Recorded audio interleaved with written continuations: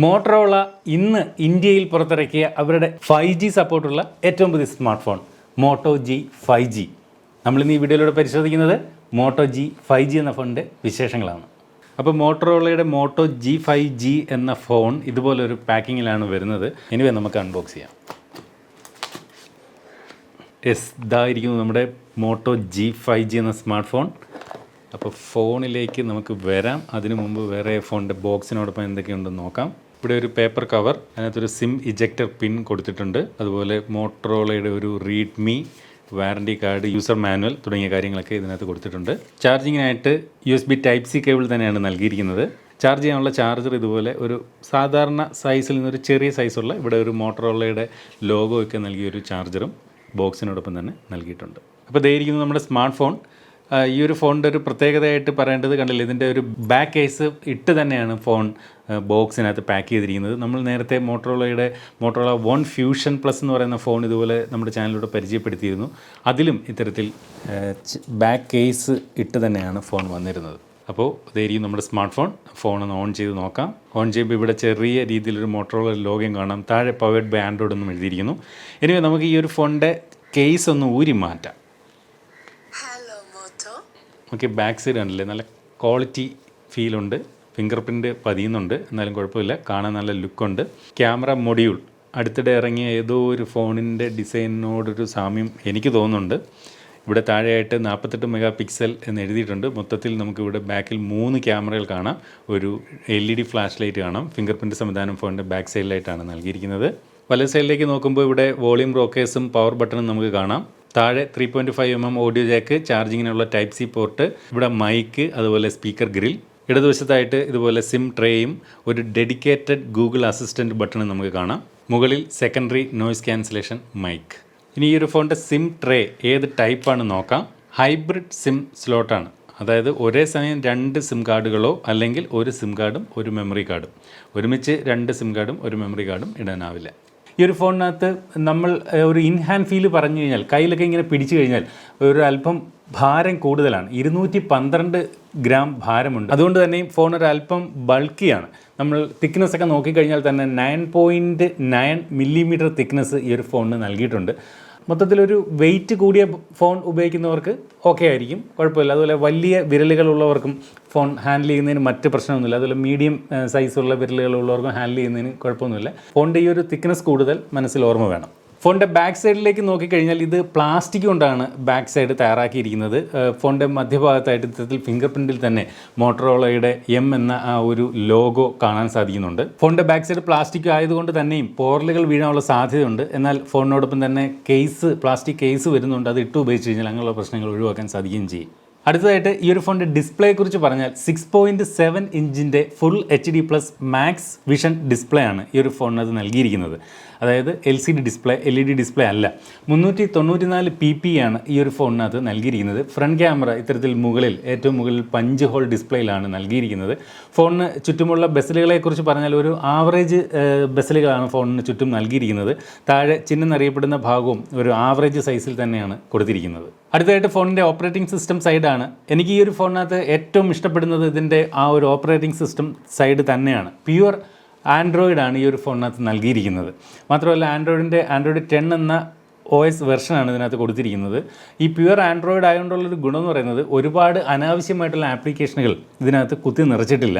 അതുകൊണ്ട് തന്നെ മികച്ച ഒരു ബാറ്ററി പെർഫോമൻസ് ഈ ഒരു ഫോൺ കാഴ്ചവെക്കും. ബാറ്ററി പെർഫോമൻസ് മാത്രമല്ല, മൊത്തത്തിലുള്ള ഒരു ഓവറോൾ പെർഫോമൻസും പ്യുവർ ആൻഡ്രോയിഡ് ആയതുകൊണ്ട് തന്നെയും മുന്നിട്ട് നിൽക്കുമെന്ന് പറയേണ്ടിയിരിക്കുന്നു. കാരണം അനാവശ്യമായിട്ടുള്ള ആപ്ലിക്കേഷനുകളൊന്നും തന്നെ ഇല്ല. അതുപോലെ അഡ്വർടൈസ്മെൻറ്റുകളുടെ ഒരു പ്രശ്നം വരില്ല.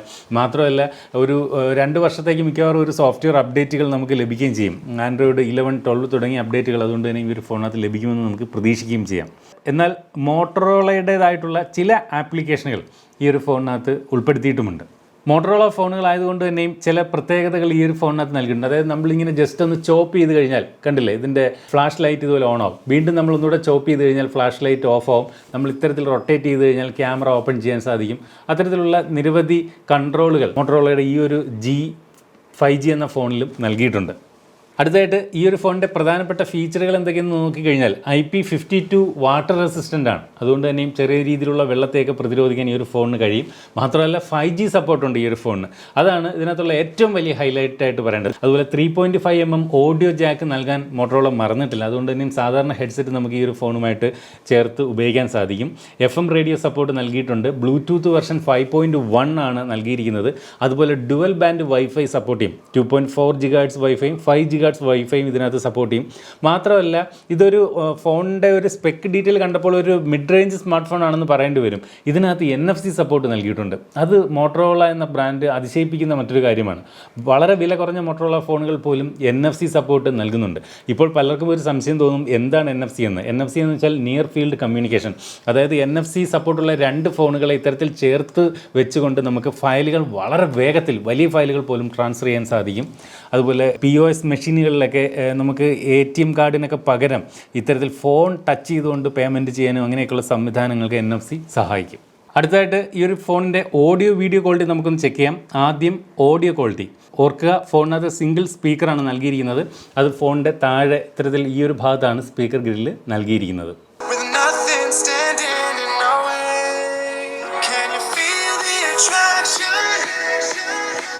നല്ല ലൗഡായിട്ടുള്ള വോളിയമുണ്ട്. നല്ല ക്വാളിറ്റിയുള്ള സൗണ്ട് തന്നെയാണ് ഈ ഒരു ഫോണിൽ നിന്ന് കേൾക്കുന്നത്.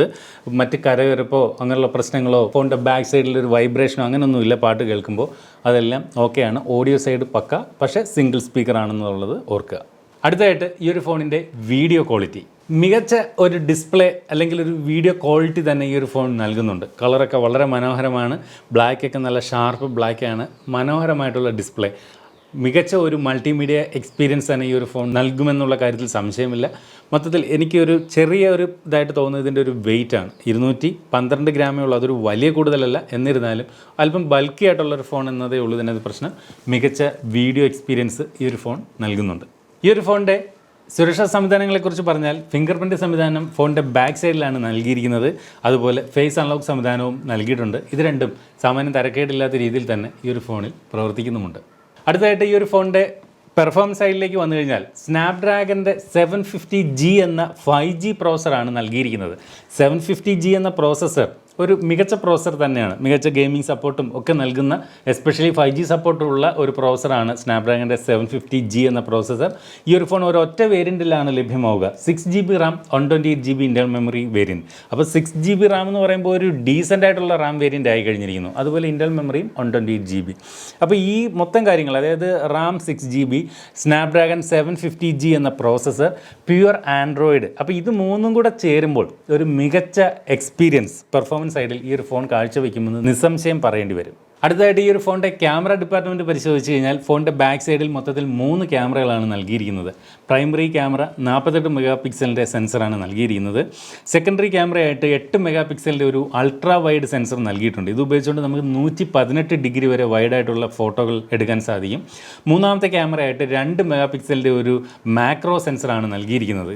ഇതുപയോഗിച്ചുകൊണ്ട് ഒബ്ജക്റ്റിൽ നിന്ന് ഫോണിലേക്കുള്ള ദൂരം വളരെ കുറച്ചുകൊണ്ട് മാക്രോ ഫോട്ടോകൾ എടുക്കാൻ സാധിക്കും.